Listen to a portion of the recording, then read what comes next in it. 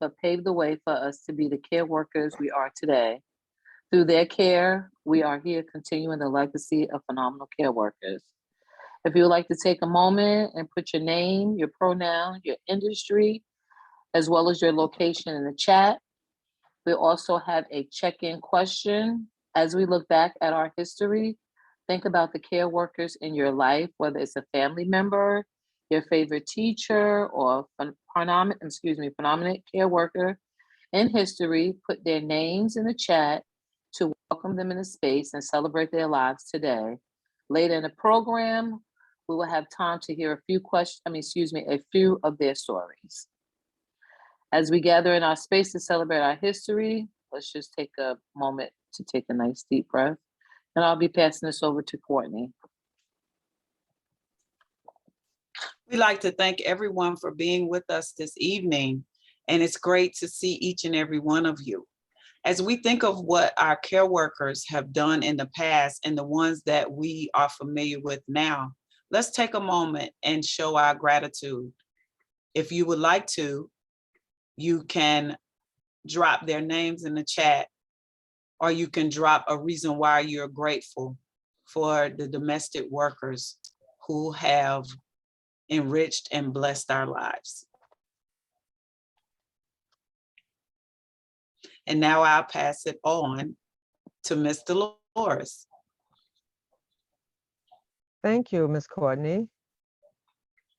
I would now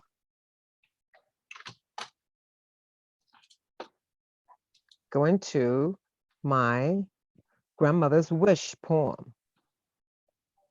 If I were granted any wish, I tell you what I'll do. I wish my kids were small again for a month or two, to hear their squalls of laughter.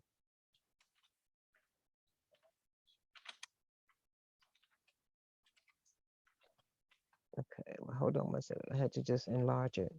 To hear their squalls of laughter, to watch while they play.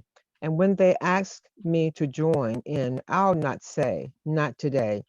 To hug again their chubby frame, a kiss away their tears, and cherish childhood innocence that washed away their years.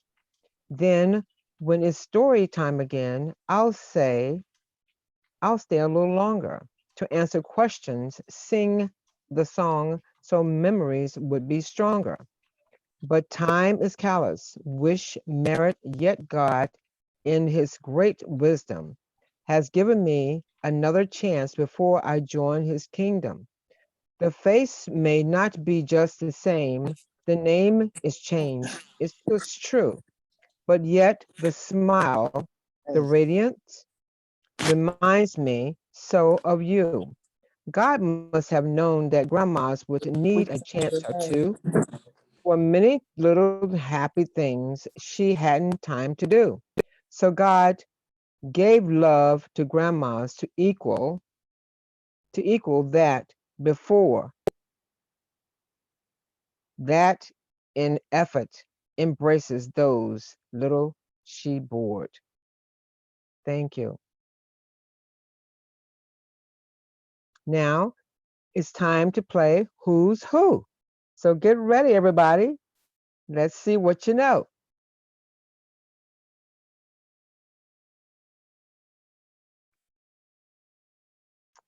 Okay, here we go.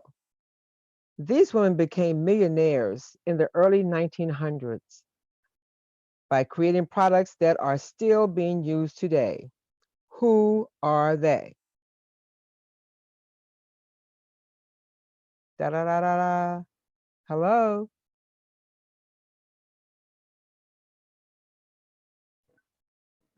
Hello? Hello. We got an answer in the chat, Madam CJ Walker. Yes, Madam CJ Walker and someone else. Is Annie Turbo? Oh, we're not calling the names out. Like Lauren. If folks have an answer, you can take yourself off of mute. Put it in the chat, either one. Oh, nobody's saying anything? Una es Annie Turbo. Huh? I heard Annie Turbo. Who? Turbo. Annie Turbo. Una de ellas, ¿no? Sí. Sí, yes, sí, Aida, yes. Annie Turbo Malone, yeah. Mhm. Yes. Okay, let's go to the next one. There she is. Malone, Annie Malone, and Madam C.J. Walker. Annie. Annie Malone started the company first, and Madam C.J. Walker joined her. But later, we found out that Madam C.J. Walker kind of like got jealous and stole some things from her, information, and then this is how she became a millionaire. She was like the second millionaire. So the first millionaire was Annie Turbo Malone. Okay, next. This person was a free Black man and self-educated. He published several almanacs and also built a wooden clock. Who was he? Correct, Benjamin Bannegan. He also discovered the watch as well. He was self-educated, born in November 9th. He was a Scorpio, 1731, and he died in October 9th of 1806. Benjamin Banneker. Next question.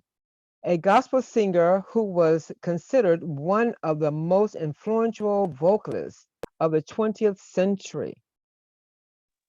Mahalia Who was Jackson. she? Well, you're right about that. I know that's Lorica.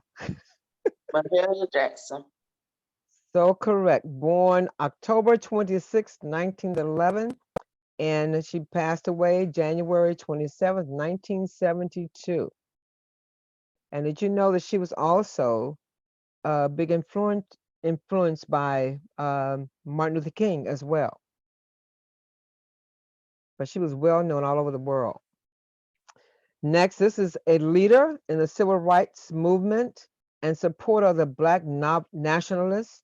He urged his fellow Black Americans to protect themselves against white aggressions by any means necessary. Who was he? Malcolm X. Right. What was his real name? Do you know? Malcolm Little. You're so correct, CC. I know that's you. Born May 19, 1925. He passed away in February 21st, 1965, the year I graduated from high school. And he was killed by one of his brothers, you know? Next, okay, professional songwriter, musician, arranger, and civil rights activist. Her music spanned styles including classical, jazz, blues, folks, blues, R&B, gospel, and pop. Nina Simone. Young, gifted, and Black. You are so correct. Toya. There she is. Born February 21st, 1933. She passed away April 21st, 2003. She was born, her real name was Eunice Kathleen Wayman. And she was born in Tryon, North Carolina. Do you know what that is? I don't know either, but it's in North Carolina. But she was very well known. Her favorite song to me was Young, Gifted, and Black. Now let's pass it over to Savvy's sister. Say word. Say word. Good afternoon, sisters. Again, this is a multiple choice. I will be reading off some quotes, and our job is to find out or figure out who said it. And you can respond by leaving it in the chat or raising your hand, or just jumping out with it? So y'all ready? Let's have some fun.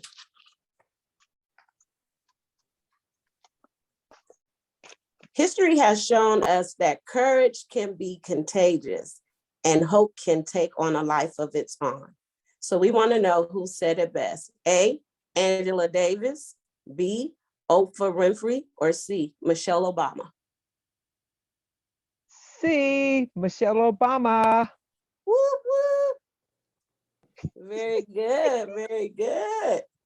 Yay! What little facts do we know about Miss Obama? First is Miss Obama is an attorney and an author, but she is best known for representing as the first lady from 2009 to 2017. Michelle Obama. Mm-hmm. Okay, the next one is, we have to talk about liberating minds as well as liberating society. Who said it? Mary McLeod Bethune, Angela Davis, or C, Rosa Parks?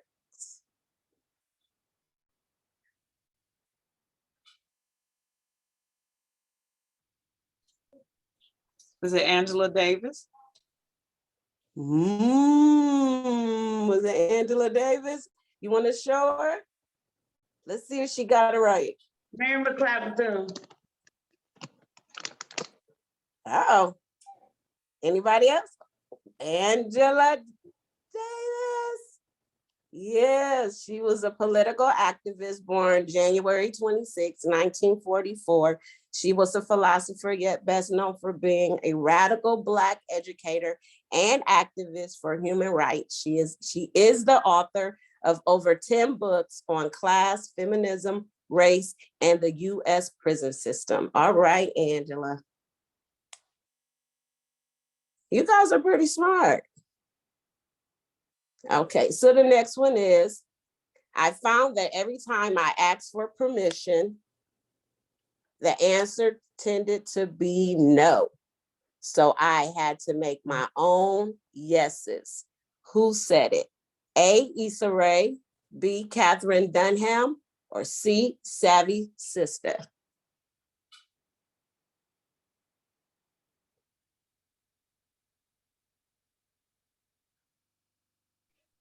Lisa Rose.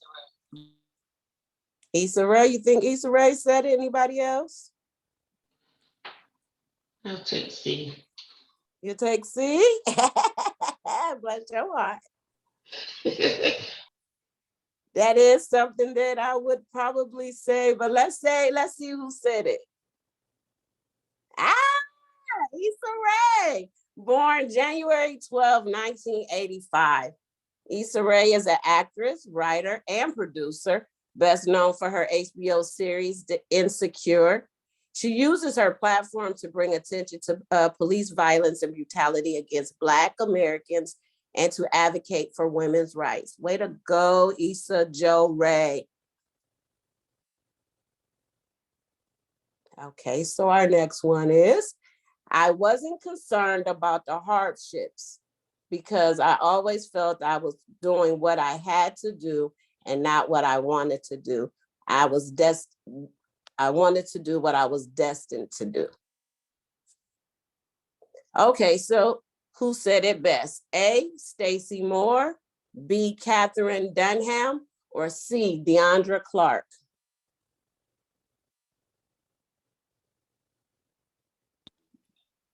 Dunham. Dunham? Okay. Anybody else? Bam! That's Miss Catherine. Wasn't she pretty? Miss Catherine was born June 22nd, 1909. She passed away May 21st, 2006. She was an American dancer, choreographer, creator of the Dunham technique, author, educator, and anthropologist,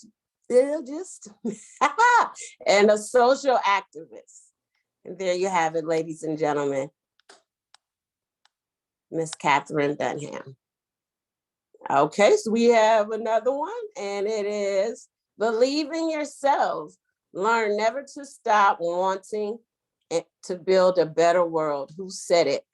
A, Maya Angelou, B, Mary McLeod Bethune, or C, Barbara Moore?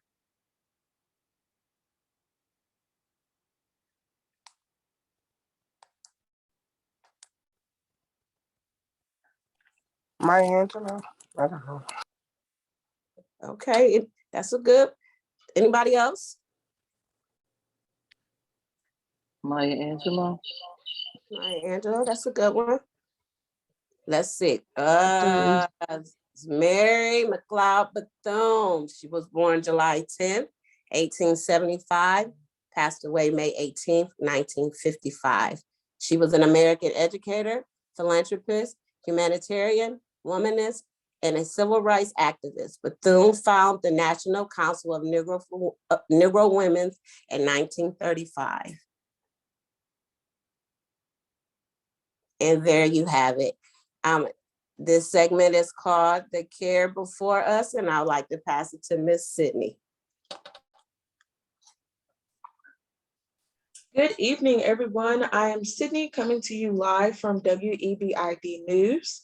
Today we have a number of guests who left their mark in the world as phenomenal domestic workers and activists in their communities. I invite you all to sit back as we look at their lives and legacies of these amazing young women. Our first guest is a powerful domestic care worker who was raised in Montgomery, Alabama. She raised funds by serving food during the Montgomery bus boycott, Mrs. Georgia Gilmore, along with her counterpart, Inez Ricks.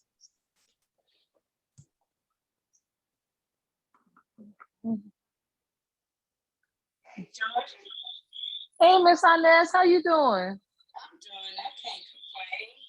How about you? Oh, we're making these dinners, plates with chicken, potato salad, collard greens. And look, the basket, got the basket full of veggies, all the veggies in them. That's good. Well, we've been getting donations, and I've been trying to get by here to bring some donations over. Doing the carpool and all. It's been hard.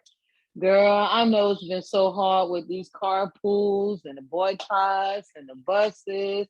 This boy has been going off for 40 weeks now. And we done ordered about $500 in donations, plus more, and we still feeding these people, taking risks ourselves. My madam keeps asking me about the boycott. Girl, look up and start counting popcorn on the ceiling. Yes, the city must be hurting since they started riding the buses.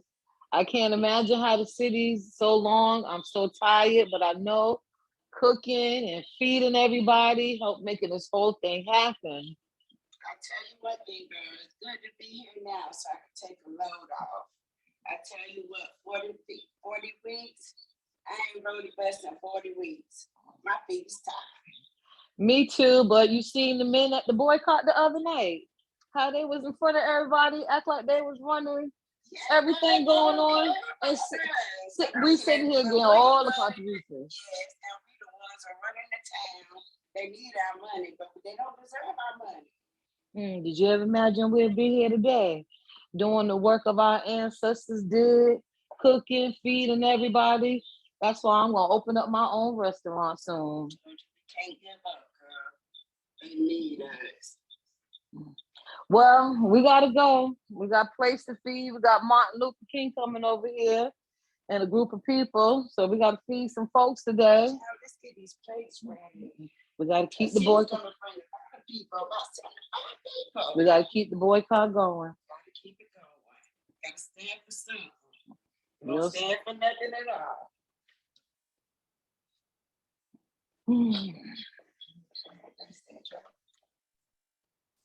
Thank you so much for that performance. Our next guest is a mother, grandmother, and care worker who is a pillar in her community and has fought to save her community's recreational space for local children, Mrs. Annie Mildred Lowry.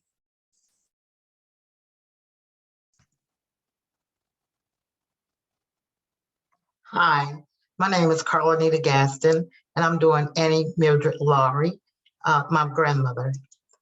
Okay, Annie Mildred Lowry, better known as Mildred, was born January the 6th, 1928 in the town of Davidson, North Carolina. Her parents were Minnie and Johnny Mayhew. Mildred and Johnny stayed first on the campus of Davidson College behind now the, okay, can you hear me now? Yes, we can hear you. Okay, all righty. They stayed first on the College of Davidson, stayed first. House was on the campus of Davidson College. Right now it is behind the campus missions home. Their second house, she moved there when she was 10 years of age and is now standing in Davidson. Mildred is the oldest of 7 children, and she began working at the age of 13. Her first job was babysitting. She was very exciting, but yet very nervous in doing that job. She later on moved to serving dinners to her older, strange young woman that stayed in the town of Davidson, right on Main Street. She would take her Sunday dinners there or in the right after church services every Sunday. She would go to the back of the cafe, to the back door to get her meal and then take it to her home and received her pay for that work, which was 25 cents a trip for taking her dinner. She then, at the age of 17, when her parents became ill, she started working for the Davidson Asbestos Mill, which is also located downtown Davidson. She worked there for a year or two, working there just to help the parents with their children, her siblings, and also keeping up the household work and chores. She later on married her husband, Laurie, and they moved to Cherokee, North Carolina. They stayed there for 2 years, taking care of a doctor's ailing father.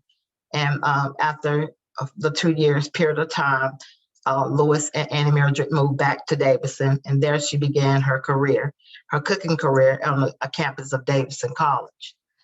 She worked in several fraternity houses there as a head cook. Then she also, her first job was in an eating house in Davidson also. Annie loved to cook. She also did weddings and cooked for the church at times and special occasions. Her special dishes was potato salad and also dressing. Loved to do, and also tea. Everybody in the neighborhood loved Annie Mildred's tea, and they always requested that on Sundays especially. Miss Mildred worked for Davidson College for 30-some odd years, but the longest duration of time she worked at the Kappa Alpha fraternity and the Sigma Epsilon fraternity house there, where she served as cook, and with her, which she called her equal, Miss Sylvia, they worked there for 15 years. Miss Mildred didn't earn much at the fraternity houses. Her weekly pay averaged about $150 a week. She always said she didn't make much, and of course, she didn't have any insurance or any kind of medical benefits. When she did receive some benefits, they took it out of that $150 of pay. But she always would say, you know, it made a way for the family as far as helping when needed. Okay. Annie always said this: whatever I do, I want to do a good job. If not, I will leave it alone. And she always encouraged us, and as her mother encouraged her, to be a good listener, to be alert of the injustice around you, and to always make them right. Seek education, take care of those around you, and always look people straight in the eye, and be totally honest be totally honest to all that you try to do. Be totally honest in all of your dealings. That's what she always tell us. Okay. And Miss Annie was an activist in the community because her work during her years at Davidson College, she and her experiences led her to always look for the good and for fight for those in the community of the black neighborhood in Davidson. Her first project was with the protest with the local barber. All of the excuse me, I'm sorry, but all of the businesses on the main street would not let the black community come in every just through the back doors to get anything, or not really coming inside the stores. So their first protest was against the barbershop on the corner of the main street. And that was run by a black man. He was the head barber, and he was the owner of that business. And his name was Mr. Johnson. That one particular day, my grandmother took her only son in there to get a haircut. And she sat there waiting for Mr. Johnson for him to call my uncle to the seat, but he never did. She waited and waited and waited until they just got up and left. So she took those concerns, to the community and also to the college, because she always would tell people what was going on.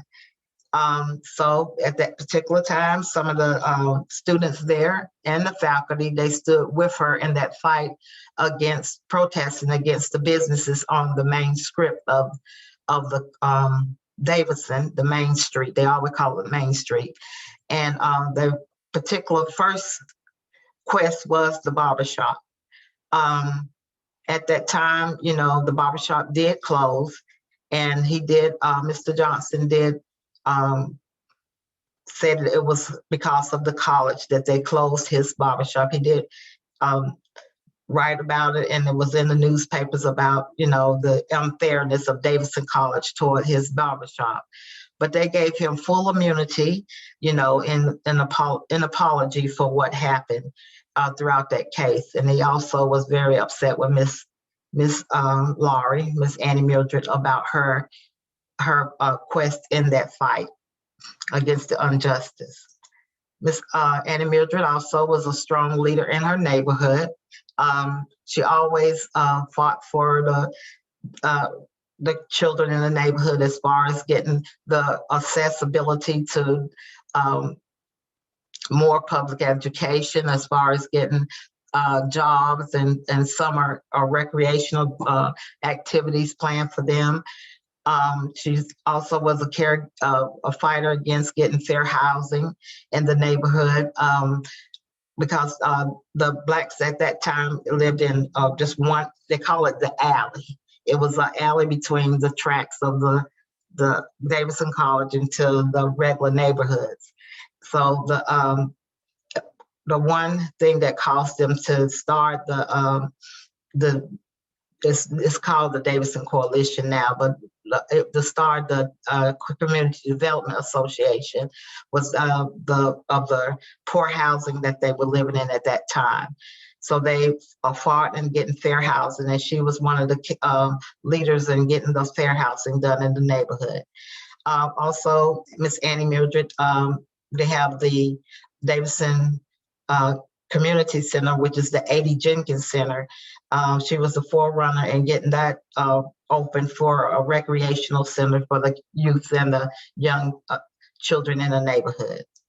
Ms. Mildred spent many of years fighting for the community and doing things to keeping the community together and keeping those injustices paved ways for a lot of us as growing up in Davidson. I say a lot of us because I was in the car riding with her during that time, because I'm the oldest of all her grandchildren.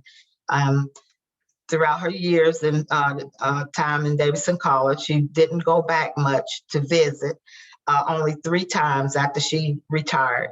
2 was to celebrate one of the Black football players that was on the campus there. He came back to be inducted in their honored alumni there, and he also graduated there throughout his years at Davidson College of the race relations and everything going there.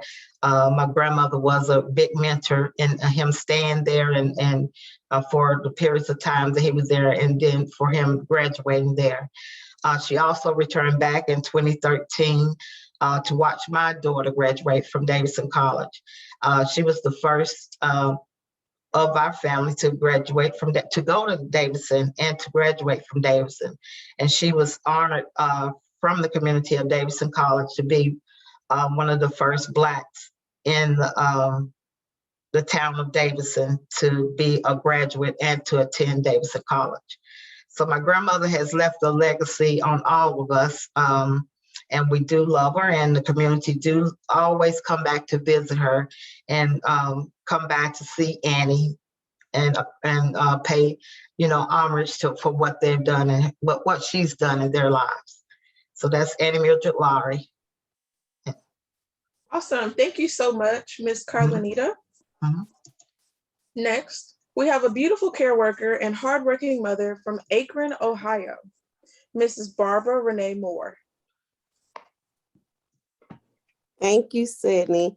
And the correct pronunciation for Akron is Akron, Ohio. Yes, Miss Barbara Moore is the third eldest daughter, whom all three daughters were domestic workers, largely because of their mother, who was also a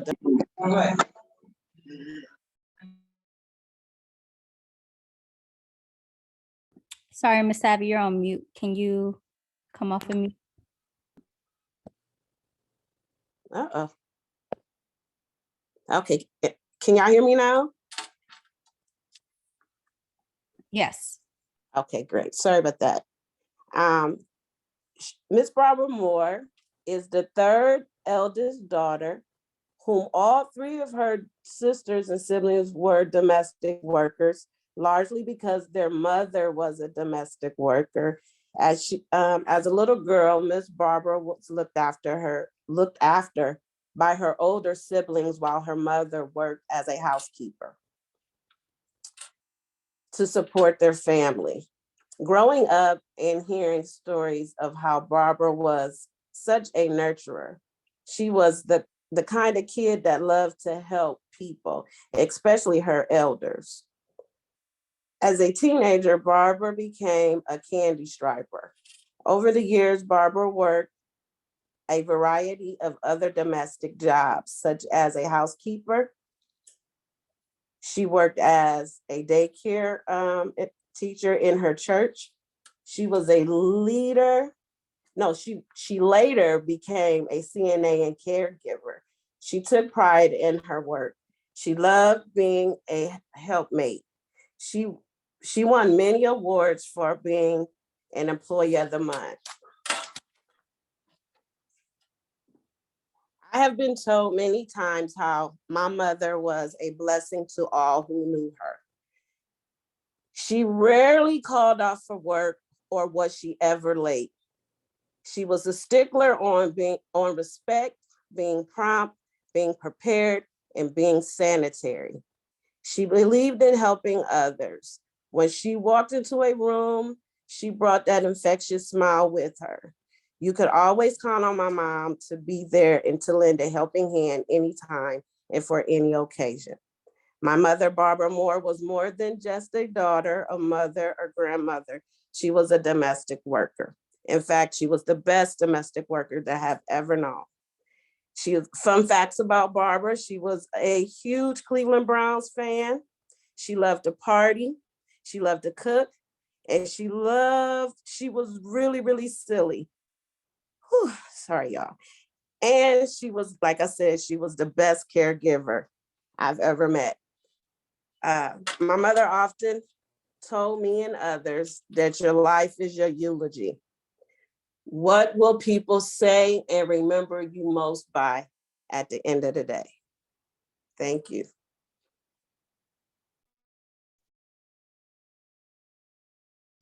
Thank you so much for that tribute. Lastly, we will have an interview of a woman who is still active in her work as a care worker, storyteller, and so much more. Now, I will interview Mrs. Dolores Subawale. How are you, Miss Dolores? Oh, I think you're on mute for a second.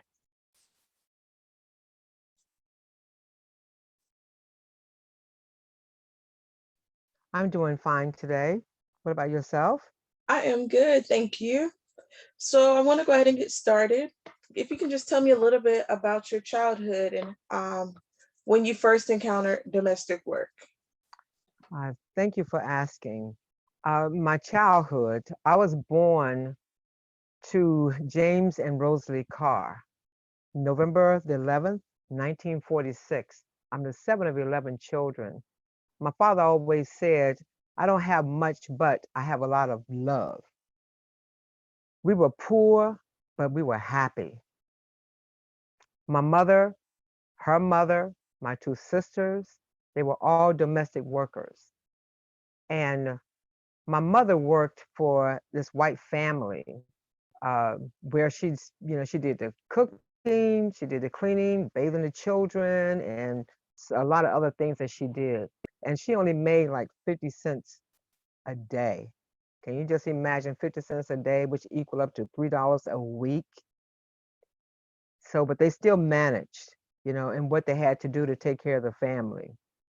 And so my first encounter, with domestic work was when I saw my mother and other women in the neighborhood go to work when they were wearing uniforms. And it never dawned on me because I was so young. And as far as being a domestic worker, I thought they were just going to work. So this is what I saw them do all the time. And they were very happy women. You never heard my mother complain about anything. And she just, was full of joy. And they just loved doing domestic work. And, and that's what they did. And it was something that I think they just loved doing it. Got you. Awesome. Thank you so much. So my next question for you is, what was your first domestic care working job? And why did you continue over these years? Wow, that's a very good question there. My first domestic care job was at the age of 13.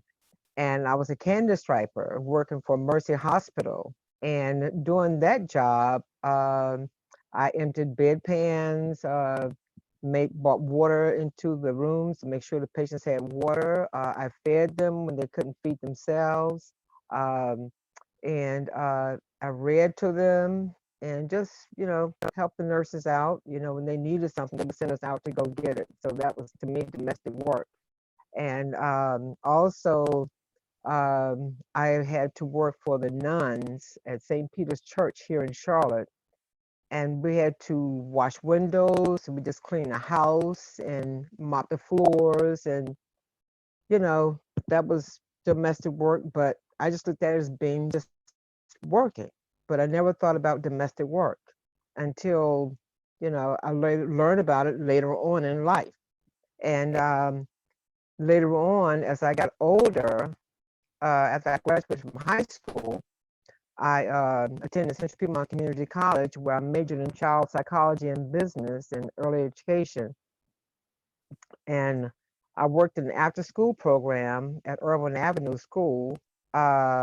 And I also worked for Project Head Start. That was the first Head Start here that started here in Charlotte. And I worked there.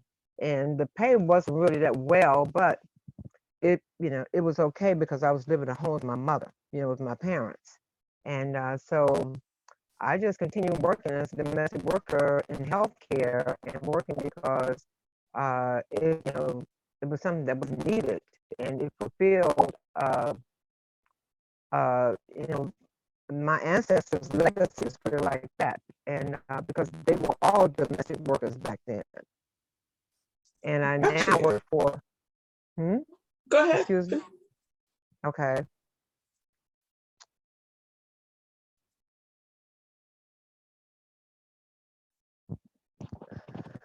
I now work for health and work in healthcare with a 92-year-old lady and a 74-year-old lady.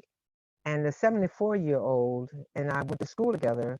We grew up in the same neighborhood. Her mother was a domestic worker, and we live right next door to each other. And she has an early stage of dementia. So it has been, you know, something that I like doing. Got you. Miss Dolores, we're getting a little bit of feedback from you. So I believe it might be your headphones.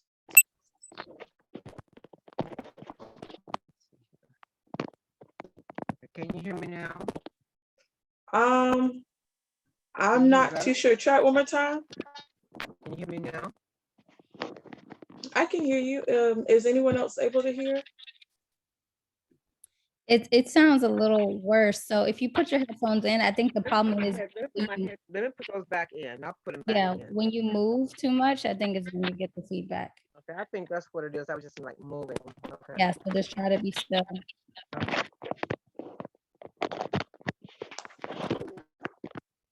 Okay, is that better? Is that Yes. better? Yes, that's Okay. much better. Got you. Okay. So I'm going to go ahead on to my next question for you. As the years have gone by, what have you seen that has changed within the domestic work or the domestic care industry? What have you seen that has changed? Well, I'm glad you asked that one also. What has changed is, economy has changed in many ways for domestic workers and healthcare workers. For example, the pay. Some have healthcare insurance compared to when my mother was a domestic worker working for 50 cents a day and $3 a week. My salary on one job was like 60 to 75 cents an hour in the 60s. And as we call it, moving on up, to $2.25 an hour. And to know $20 to $25 an hour, that's really good, for right now. And that, that has really changed. And I'm still climbing up, the ladder, trying to make that $30 an hour, which is what everybody should be making in healthcare. Okay, awesome. And so were you affiliated with any civil rights or labor rights organizations then? Yes. I was affiliated with civil rights and the labor rights organizations. I was affiliated with, the Panthers back in the day. And I also